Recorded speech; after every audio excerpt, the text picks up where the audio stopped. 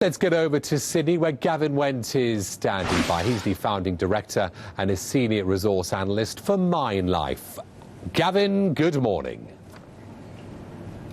Pleasure to be here. Hi, Gavin. Does the slump in commodities we witnessed last week present a good buying opportunity?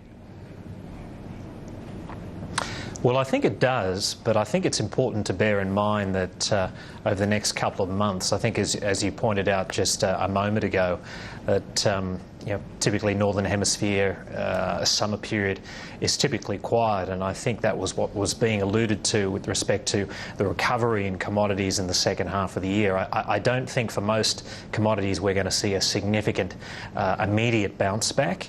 I think some of the speculative money that have been coattailing on the very positive fundamentals that are associated with the resource sector, obviously some of that speculative money has been taken off the table.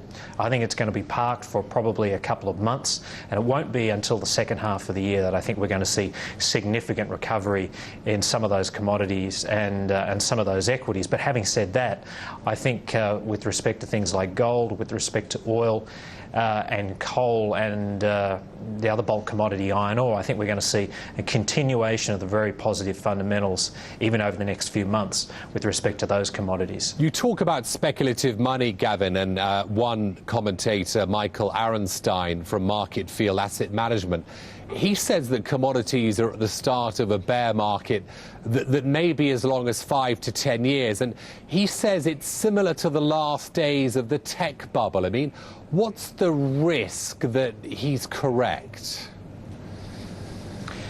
Well, not very large. I mean, I don't think that a lot of this. There's a high probability of success with respect to that argument. I mean, the tech bubble and the commodity situation now, I think, are completely different.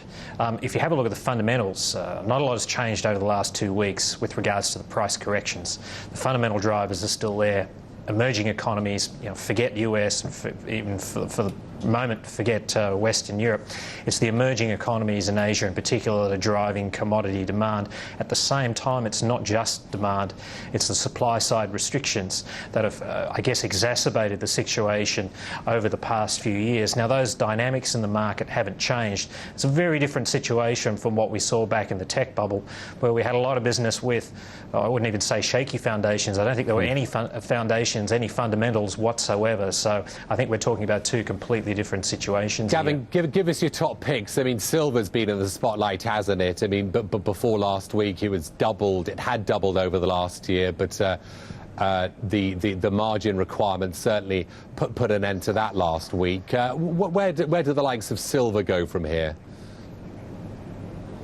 Well, silver is an interesting one because, in the crazy days when just a week or so ago when silver almost hit the $50 per ounce mark, I think the price was up something like about 80% since the start of this year, which is quite extraordinary and obviously unsustainable. I think that was the best example of there was a whole heap of hot speculative money in that particular metal.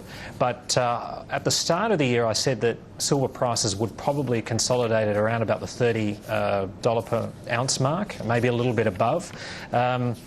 If gold goes higher, then obviously the silver price, I think, can go higher. But my key commodity picks would obviously still be gold. There would still be oil. Silver, I think, is going to find it tough going for the next few months.